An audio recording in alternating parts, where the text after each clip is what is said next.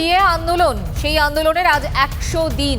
আর সরকারি কর্মীদের সংগ্রামী যৌথ মঞ্চের আন্দোলন, এই আন্দোলনের 100তম দিনে আজ মহা মিছিলের ডাক।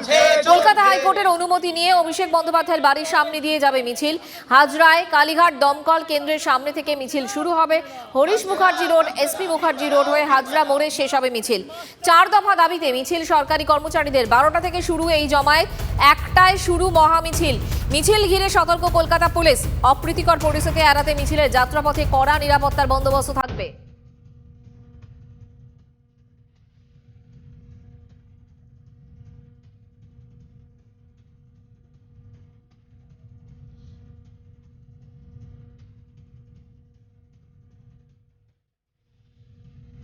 একশো দিনের নাছোড় আন্দোলন, যদিও সেই আন্দোলনে কিছুটা হলেও যখন 5 সংগঠন জানিয়ে দিয়েছে যে এই মিছিলে তারা অংশগ্রহণ করবে না, কিছুটা হলেও সেখানে প্রভাব পড়তে চলেছে। যদিও সেই প্রভাব বেলা গড়ালে আর পড়বে না এমনটাই আশা করছেন ডিএর যে যৌথ মঞ্চ রয়েছেন তাদের কর্মচারীরা।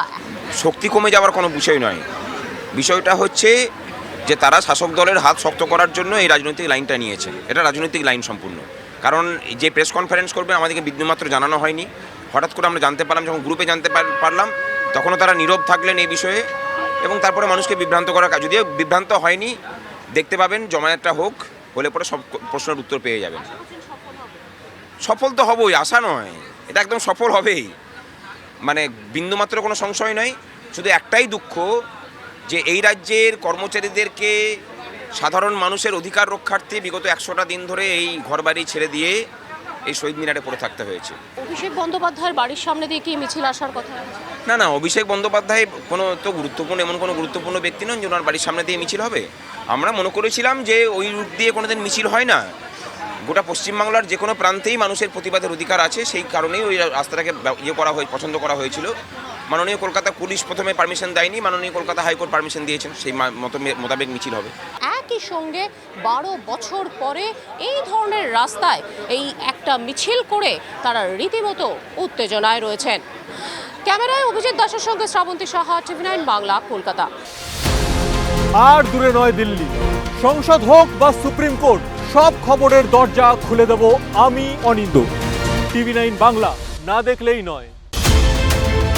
সরকারের দুয়ারে 365 দিন, নজর 24x7। আমি দীক্ষা, নবান্ন থেকে প্রতিদিন। টিভি9 বাংলা, না দেখলেই নয়। স্বাস্থ্যের নারী নক্ষত্র জানি আমি, পান থেকে চুন খসলেও টের পাই। আমি সৌরভ, খবরের ছক্কা হাঁকায়, হাসপাতালের সব খবর জানাবো আমি। টিভি9 বাংলা, না দেখলেই নয়।